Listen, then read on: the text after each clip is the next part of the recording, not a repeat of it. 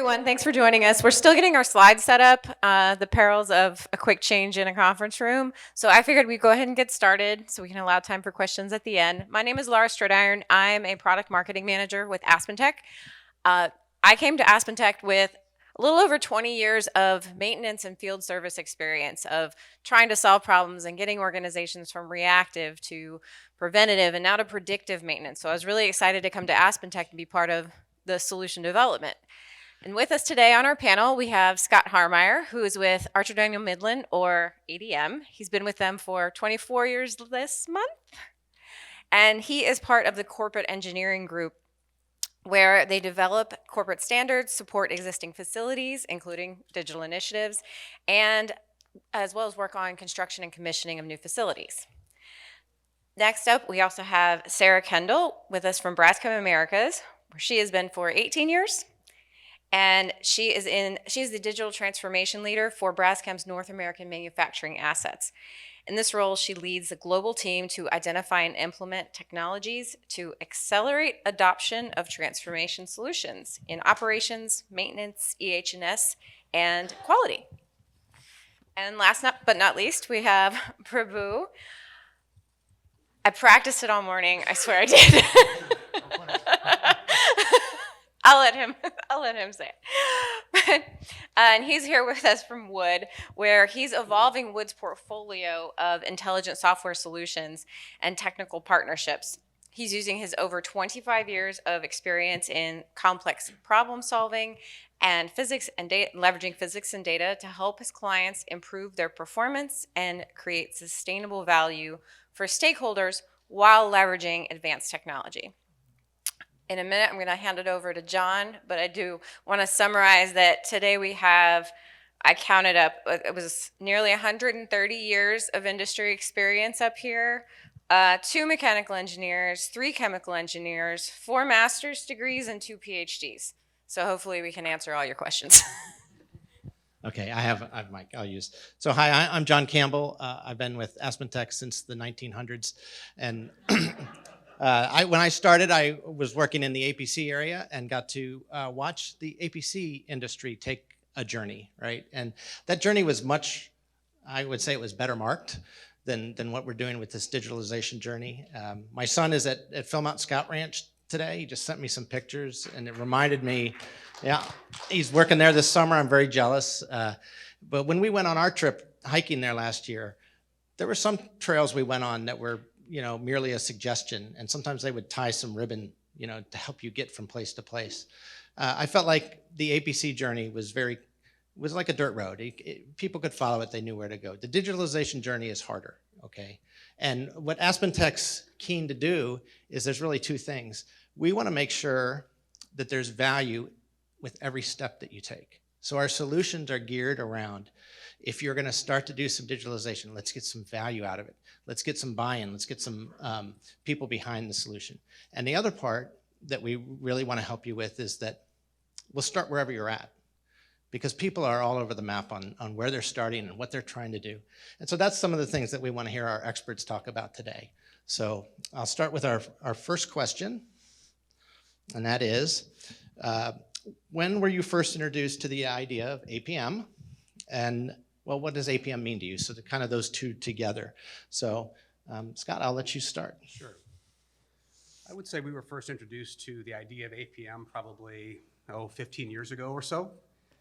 We had acquired a couple of new plants, and these plants actually had pretty sophisticated maintenance reliability programs, as opposed to the rest of ADM that was probably on the other end of that spectrum. So when we started to actually realize what these other plants were doing, we started to see the value in it. And slowly started to roll that out through the rest of the company, because like was said in an earlier session, the transformation step can be very time consuming, especially if you're starting from a place that isn't that great.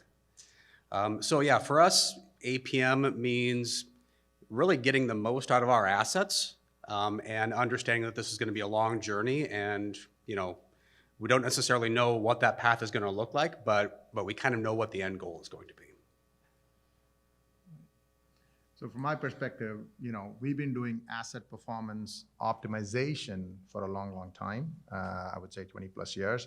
And as part of doing the optimization, you have to understand real performance of the assets that are there as well. So APM was kind of a byproduct of what we were trying to achieve, which was APO. And obviously in the last 4 years, those kind of two disciplines have come together because APM historically has looked at decisions that are somewhat longer term, looking at data longer term, while performance optimization was about making real-time decisions, real-time data. But this journey is interesting the last 4 or 5 years where we're seeing that you leverage real-time data and roll that into the whole asset performance management piece. So that's a journey that's very interesting because there's different owners in companies. And for us, it's like, how do you work with two sets of stakeholders in that space as well? I'll make a comment about that. If you had to answer Andy's poll today of how many ARCs you've been at, I've been to, I think, 5 or 6 now. So when I was coming originally, it was all about data platforms, right? That's what everybody was talking about. And it's like, I think we've evolved more towards let's have solutions to problems instead of just data platforms. I don't know if that's something that you guys have recognized over the year. I went to a Smart Pharma conference a few weeks ago, and the pharmaceutical industry is funny because in some ways they're ahead and in many ways they're behind, right? It's simultaneously, and it's because they have to keep good control of their data, but they can't change their processes easily without fighting with the regulators, right? So they are simultaneously ahead and behind us. And it's just interesting to watch over the few years as people have moved from, okay, data platforms, not just, it's needed, maybe, but what we really want the value. And I think that's optimization is where you come on that. I'm sorry, Sarah. Yeah, so these guys are making me feel bad because at Braschem, I'll say we had inklings of it years ago, and we were very siloed. And I'll say within the last 4 years, we really started our journey. And we have started looking at some of these more advanced analytics. How can we control our assets better? And how can we really free up our people to do more value-added things? Early in my career, I was a production engineer, and I distinctly remember coming in every day, logging in, looking at how the plant ran overnight, logging into another system, looking at how our quality was. And then every day it was trying to take all of these different data systems and putting it all together, figuring out what story it was telling me, and then figuring out, okay, what do I tackle first and how do I tackle it? So we weren't as advanced as these gentlemen's companies were, but we have started to recognize that it's not a sustainable solution. It is so resource intensive. It causes us to firefight all the time and to be really reactive. And so looking at these asset performance management technologies, it really frees up our resources and really allows us to optimize our assets and run them in a safe and reliable manner to meet the needs of our clients.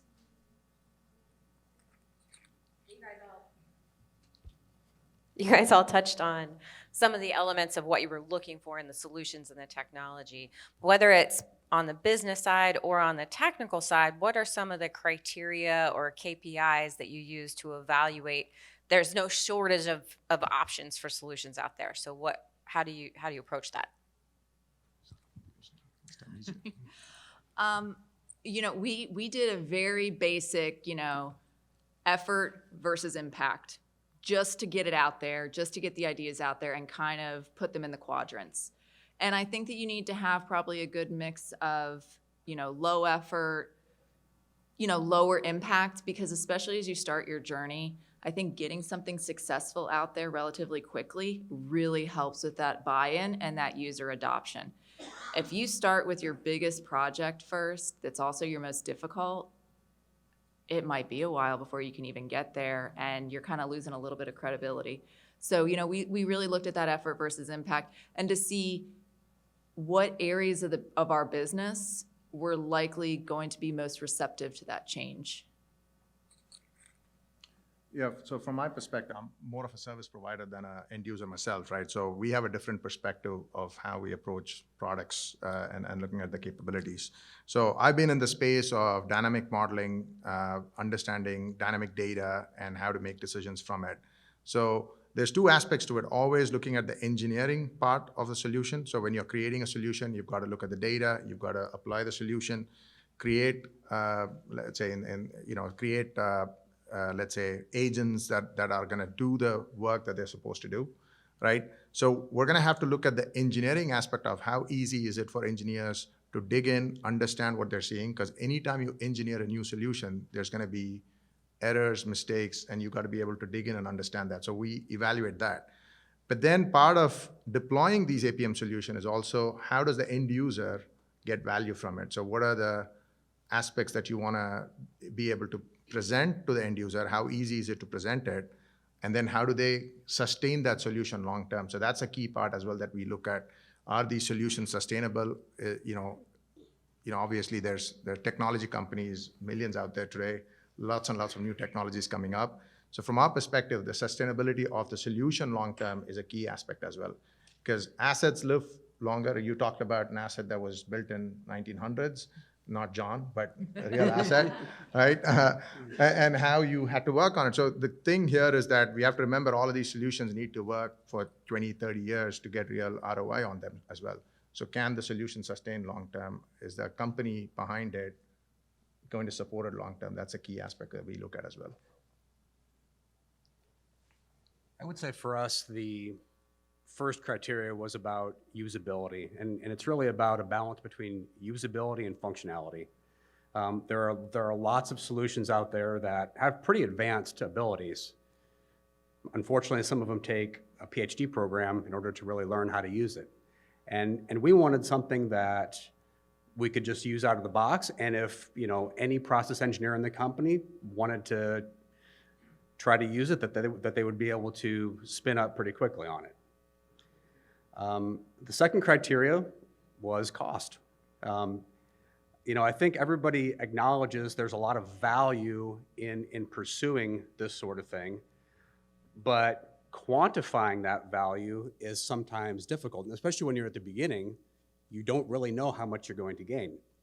The reality is it all comes down to ROI, right? But when you don't know what the final savings are going to be, what matters is the upfront cost. It's what people look at. And then finally, it was about support. When we introduce some new technology, we want to make sure that we're choosing a solution that provides us good support. If I have a question about how this works, I want to be able to call someone. And I want to be able to call someone with enough technical knowledge that can answer my question.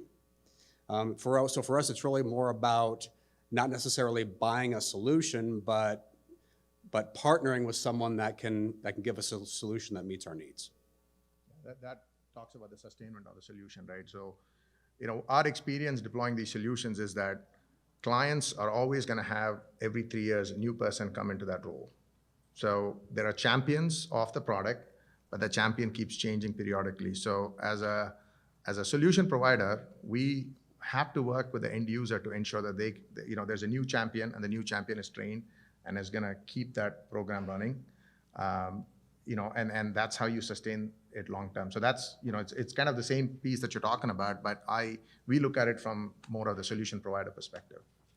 And that with sustainability, that has been one of our biggest lessons learned with a lot of our initiatives, is having that discussion early to say, how are we going to sustain this solution? Particularly if you want to sustain it internally. I'm going through it right now where we have to talk about, org structure changes, because, we don't have the capacity to keep adding.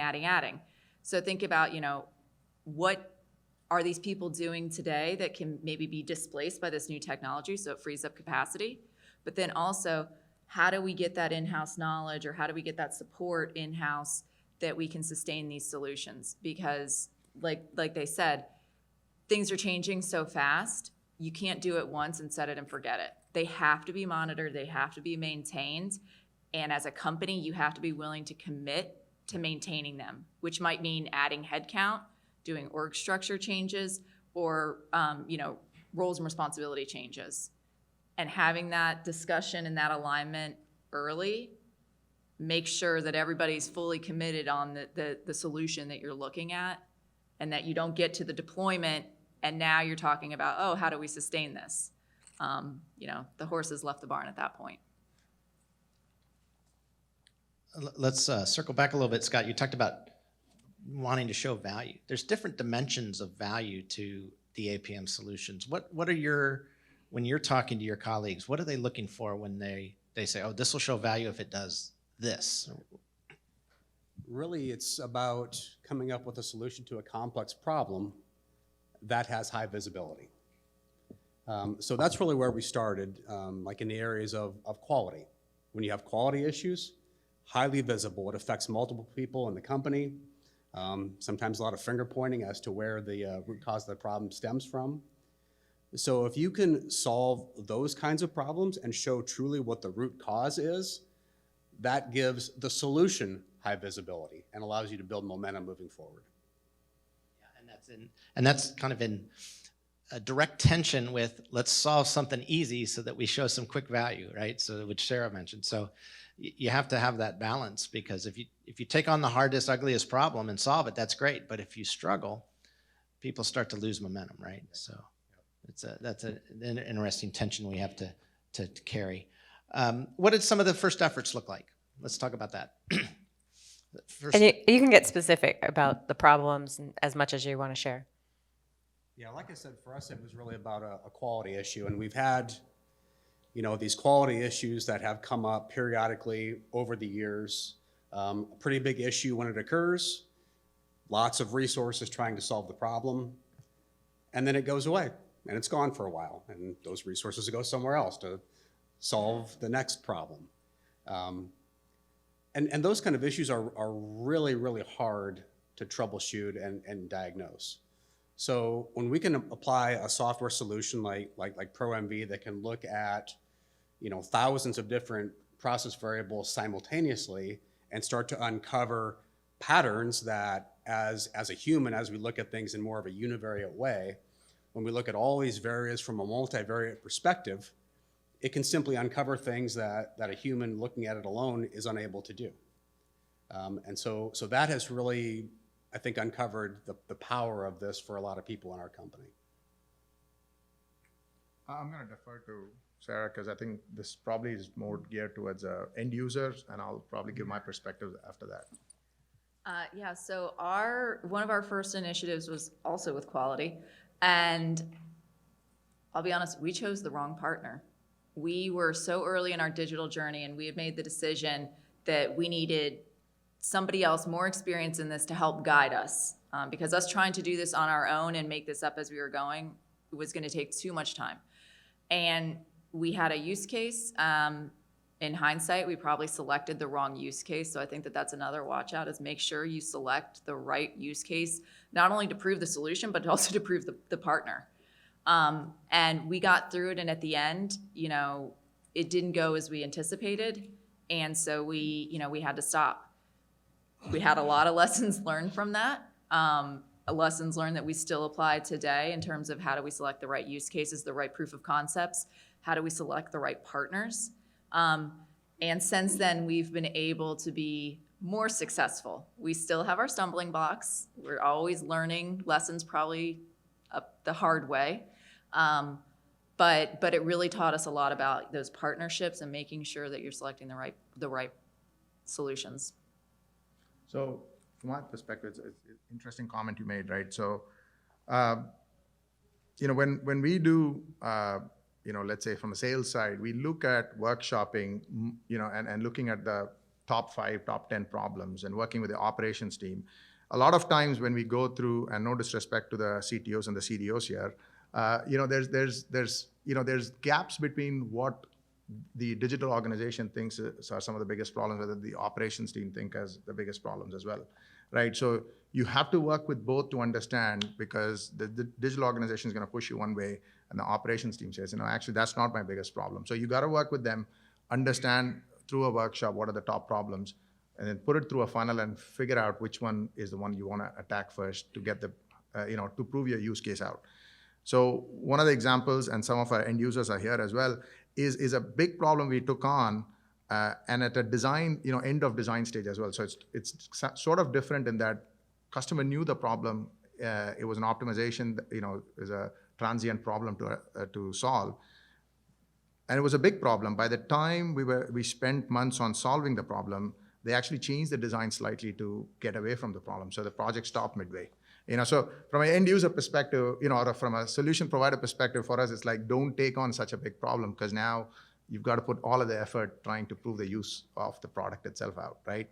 But that also, goes to what you said, which is maybe take a smaller use case, prove it out, and then expand from there as well. So that's, again, how I see it. Yeah, and I think that there's an element of subject matter expertise in each one of these examples that you have. I don't envy you guys trying to pick out vendors. We had a customer about 3 years ago that evaluated us against, I think there was 60 vendors on their list. So I can give you a shortcut if you have a long list of vendors and you want to pick one. But I know that it's hard to do. So Laura, you want to? Kind of still pulling on that same thread about roles and responsibilities. What I've found throughout my career is, especially with software, not every customer is the same. Not every client's the same. Some are what I call DIY. They want to buy a software. They want to maintain it, like you touched on, Sarah. And others are what I call do it for me. They're looking for partners. They're looking for more turnkey. Can you talk through maybe a little bit about your organization's or your customers' organization's approach on what those responsibilities are and what you have decided this isn't our core competency. We want to partner it out and partner it for the long term?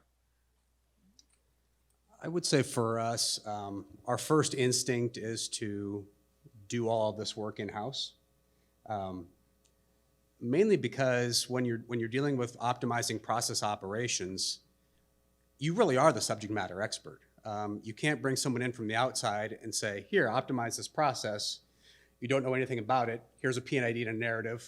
Get yourself up to speed. It doesn't work like that. So having the subject matter experts within our company, having them be able to be part of a team that focuses on solving a problem, along with other people that might be more advanced in the analytics area or the data area. Having that team is really what I think drives a problem towards a final solution. Right. My answer is going to sound like a sales pitch now. But Do you have another shortcut? No, but the reality is, where I think an implementation partner supports is the fact that they've done it potentially in other places, so they're able to bring the experience of failures, not just the experience of successes, with them, right? So that's a great thing to start off as a support. What we've seen is these are really hard problems to solve. They're not easy. So the reality is, even though clients want to solve it themselves, we're happy to support even from an SME perspective, because the reality is they'll need help at some point in time, and there's not enough people that understand these spaces really well. The problems we're trying to solve, some of them are hard problems. They do need a lot of SME expertise, so there's not too many people out there. And so from that perspective, as a solution provider, we're happy to help either way, which is do it all or just provide expert help. But I think that space is wide, and it's good to see that, customers want to implement themselves. But from long-term sustainment perspective, partnership is always, in my opinion, preferable. Yeah, I'll add to that just a little bit. One of the problems we're facing now is that as we implement this technology more and as we solve more problems, and people realize that, the next thing we get is, okay, well, what about this problem and this problem and this problem and this problem? And pretty soon it becomes a little overwhelming, and you really don't have the internal resources to support everything that comes at you. Yeah. So for Brascom's perspective, we have programs that are in both. We have it in DIY and we also have it in partnerships. And I think that if you're going to DIY, you really need to take an honest look at your organization on the resources and the skill sets you have to say, do we have the internal competencies to execute this? And finding the right partner, especially in the beginning, if you're in the beginning stages of your journey, it really helps to escalate things because they bring in that perspective of yeah, we've done this at other clients. Going back to choosing the right vendor, I mentioned our first use case, we selected the wrong partner. This partner, they were excellent data scientists. We had to teach them what a compressor was.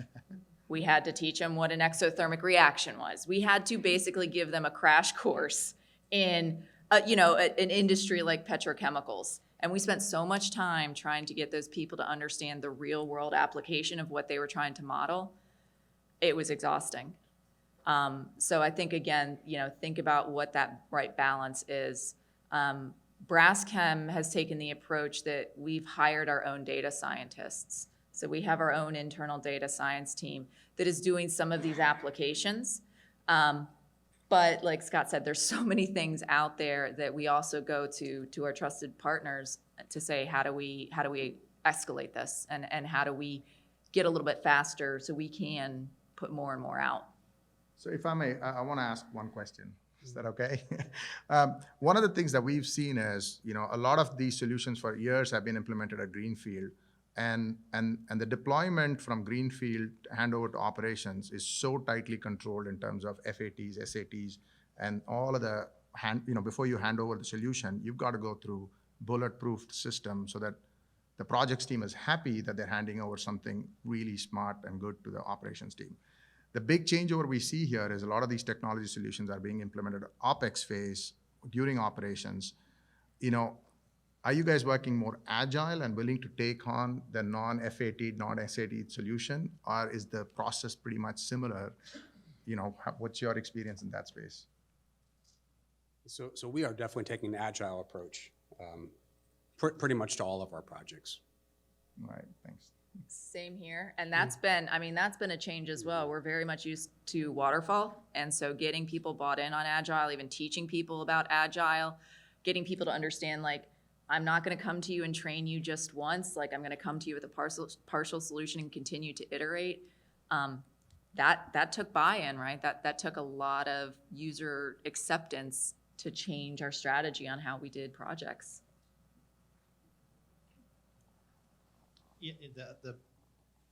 The advantage and opportunity of working with data scientists is very interesting, and I think that we can get a lot of point of view about this, because the data science, you have a limited data science resource at your company, and so in some ways, my position is that they should be the evaluators of a lot of solutions that you guys put in place rather than the creators. And if there's something high value that they could be working on that nobody has a solution to, they should be solving that. So to me, every time they reproduce somebody else's solution, it's an opportunity loss to me of what they could be working on. So we need to win the data scientists over to prove that our technology works, prove that a solution is maintainable, sustainable, and stuff like that. What is some of your strategies that are working to get the most out of your data scientists? We had to give them a crash course in the beginning of this is our processes, so they can actually be competent in terms of their evaluation, right? All of the data scientists that we had did not come from the petrochemical industry. So we had to even just teach them about what is it that we do, so they can be, a fair evaluator. And I think the other thing too is, even with the partnerships, to have them as a sounding board to say, hey, this is the direction they're going. What are your thoughts here? And I think it just helps with that understanding to say, yeah, that makes sense. And also to think about, how do we sustain this? How do we maintain this? How do we keep it moving within our organization? That was, I think, a big part of bringing the data scientists on. I would say that all of our data scientists have engineering backgrounds. The philosophy is it's easier to teach somebody data science than it is to teach somebody engineering. So just to add on to this, I would say it goes back to one of the initial questions you had about which software would you choose. To me, there's a statistic out there from Microsoft, I think, which talks about there's about 10,000 data scientists out there, 100,000 SMEs. You want products that really empower SMEs over products that empower data scientists. Data scientists can use Jupyter notebooks, any sort of Python coding to create solutions, But to sustain solutions long-term, you really want to infuse domain knowledge of SMEs into the product. So that would be one of the criteria to look for as well. So I think it's interesting that your criteria is that your data scientists have engineering backgrounds. We've taken it to where the people that are maintaining it are the engineers, and so we've been teaching them Python. We've been basically teaching them how to be mini data scientists. So we've got the data scientists that's like their core competency, and then below that, from a support and a sustainability point of view, that's where we've been teaching like our engineers, even some of our lab technicians, how to maintain a lot of these models and data scientists. So a question related to working with data scientists is, and I think, Sarah, you made me think of this earlier. When you put a solution in place, you're sometimes asking people to change the way they do their jobs or who they interact with. And a software package installed does not change the way people and processes work, right? You guys have to figure that out. And so let's talk a little bit about how is that happening as you're putting solutions together that may ask two groups to work together that didn't work together before, or it may have those kinds of influences. So I really believe in order to be successful at a high level with things like this, you have to have a culture in place in your company to make it happen. So we were fortunate enough to have a little bit of a reorganization not too long ago where we broke up our engineering resources from those that were running the plant to those that could focus on optimization, so a center of excellence model. So that allowed more of our internal subject matter expert resources to help us focus on these optimization problems. We also adopted performance excellence programs, DMAIC processes, all of these things that can help make sure that a project is done properly, from defining it all the way down to controlling and sustaining it. So at Braskem, my team actually doesn't report to IT. It doesn't report to operations. It reports up through our ventures organization. Now that, you could probably poke holes if that's good or bad, but it allows us to really focus on issue identification, solution identification, and implementation. We have a slightly different business model for our assets down in Brazil, where a lot of the people that are implementing these digital transformation projects, it's a part of what their job is. And the other part is day-to-day operations, keeping the plant running. And we all know that if the plant is down versus working on your digital transformation project, which is gonna win out. And plants have a lot of reliability issues. So usually they aren't allowed to devote the kind of time that you need to do these projects successfully. So by having my team carved out and allowing us to truly focus on what we're trying to do, it allows us to really get things moving a lot faster than trying to pull in partial resources from the day-to-day operations. I think with that, and I think in the session before, people were talking about IT. One of the biggest lessons learned for us was do not underestimate how critical IT is. Bringing them in early, making sure that they're on board, making sure that your systems and your governance work with what you're trying to do. There have been many times over the weekends where I get phone calls to say, hey, this solution isn't working, and it's because we put in a security patch on our IT system and it closed a firewall. So being really closely connected with your IT organization and making sure that they are on board, especially we talk about agile. For me, IT organizations, even though agile kind of came from the software world, there's so much governance, especially with cybersecurity, it's really, really rigid.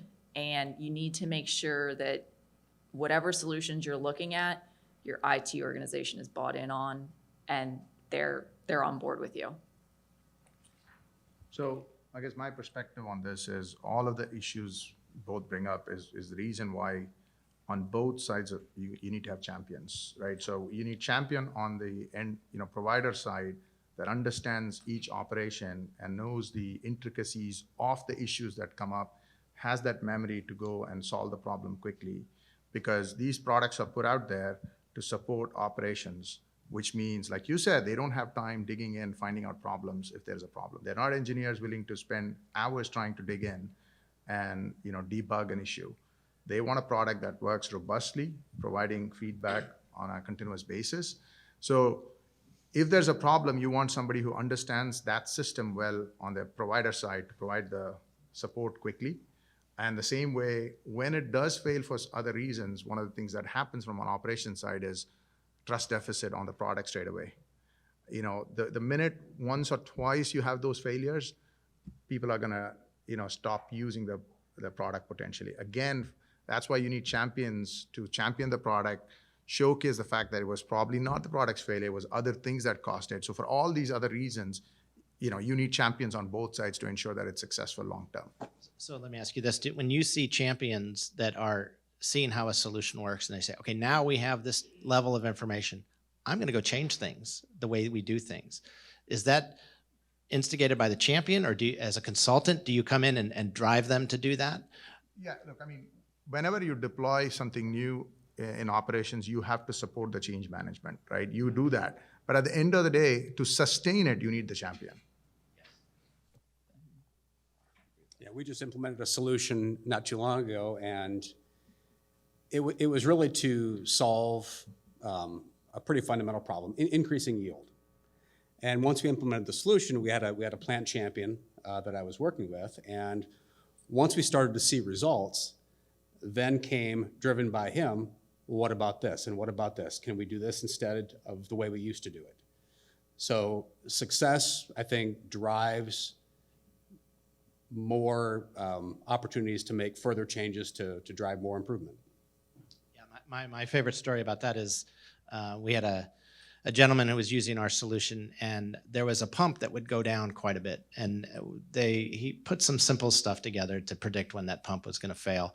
It used to be when it failed on a Friday, it would ruin a whole bunch of these guys' weekends as they had to come in and fix it, right? And so he started to be able to say, looks like it's going to fail soon, and they would fix it during the week. And when say he's our champion, when he goes to talk to other parts of the plant and says, hey, I got some opportunities for you guys, he's got a whole bunch of guys behind him who are saying that we got our weekends back, And so it's kind of a buy-in from the people who are getting to use the results of the solution. So it's kind of interesting.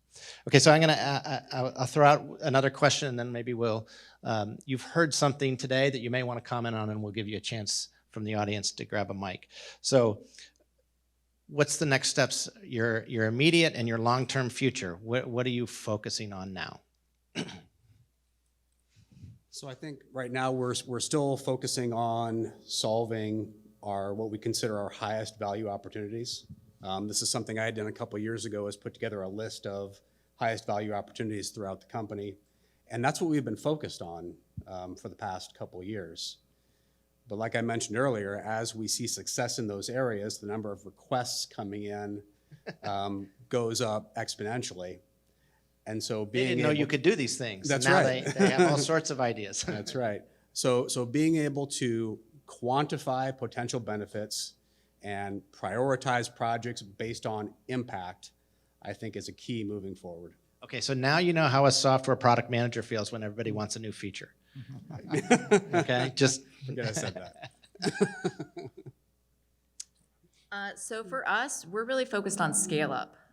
We really take the proof of concept, the MVP approach, and select a very specific plant or area and try that.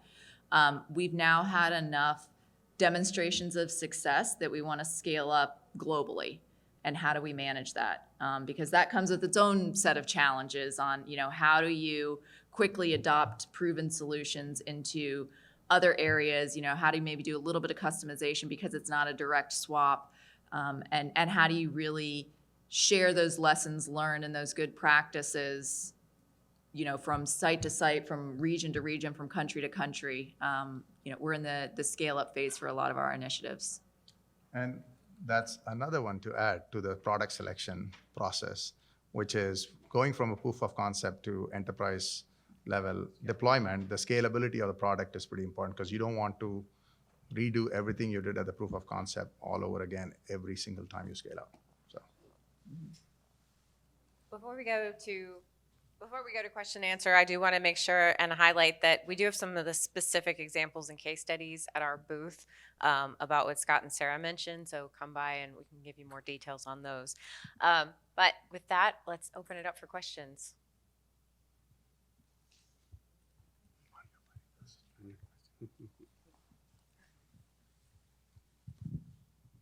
Hey guys, thank you very much. Hey, how do you avoid going into POC purgatory on your projects, where you get the POC and then you redo the POC and keep going and going and going? I don't know. One of the things that we try to do is to define what the kill criteria are. You know, early on, before you get biased or before you fall in love with a project or it becomes your baby, identify what I call them kill criteria, right? If we don't meet X, we need to have a discussion to kill the project. And at Braskem, killing a project isn't considered a failure, right? But it's killing a project at the right moment. That's the real challenge.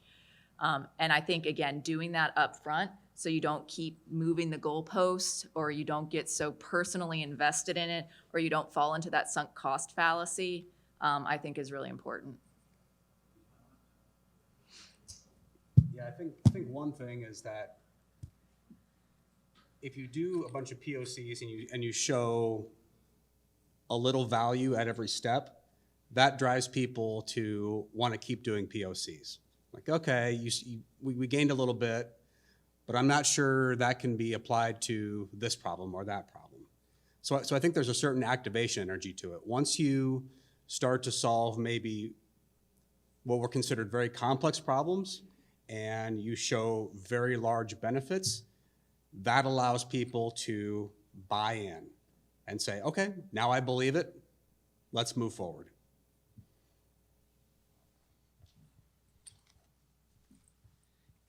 For either one of you, thank you. Great presentations, by the way. Great discussion. Are either one of you working off of a formal written policy and formal strategy? In other words, you're saying buy-in. Buy into what? Your idea? Buy into your project? Or is it to buy into a policy and a strategy? Like, is there a clearly articulated strategy that people can buy into? So I would say there's a clearly articulated strategy from a very high level. And so then when it gets down to our level, it's about translating that message into something that's actionable and can show results. Are you thinking about creating policy around this? Yes, there's always talk about creating policies, but yes, yeah. Once we gain enough momentum and understand what we're doing, I think clear enough, then that would be the next step, yes. I think the challenge you have to watch out for with creating policies is sometimes it takes so long to create the policy that you're spending more effort there than you are on actually trying to make change, and trying to, find that right balance. And especially I think in this transformational area, things are moving so quickly that as soon as you think you set something, unless it's like very kind of high level, something new comes out or some other new opportunity comes forward that you didn't think was solvable, and now all of a sudden there's a potential solution for it. A question over there?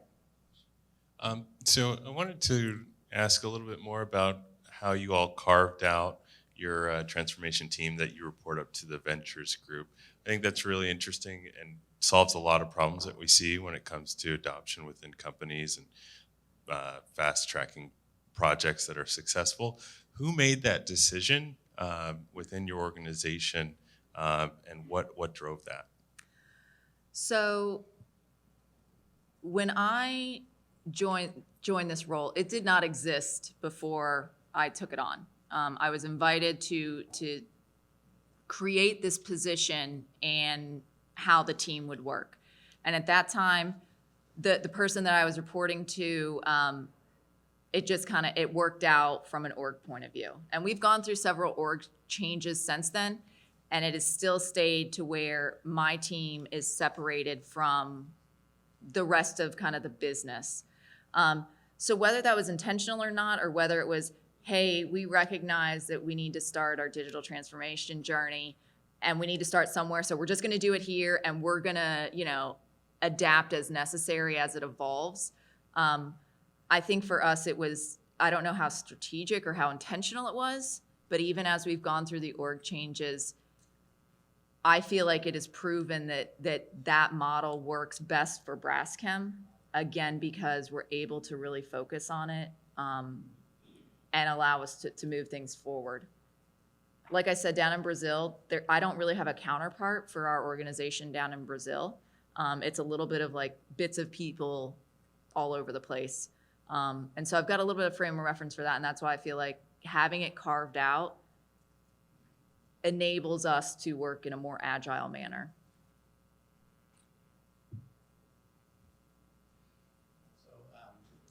Thank you all for coming. I think we'll close out just enough time to let the next group set up and do a little better than we did this previously. But what we've shared today is a conversation that you can continue to have with people throughout the week. Where are you on your digital journey? What's the next big step? Ask people that. See, you'll find that people are all over the map and they have some good ideas. You've heard some good ideas today. You've heard some good experiences people have had. Everyone's trying to do this. Let's all try to do it better. Can we thank our panelists?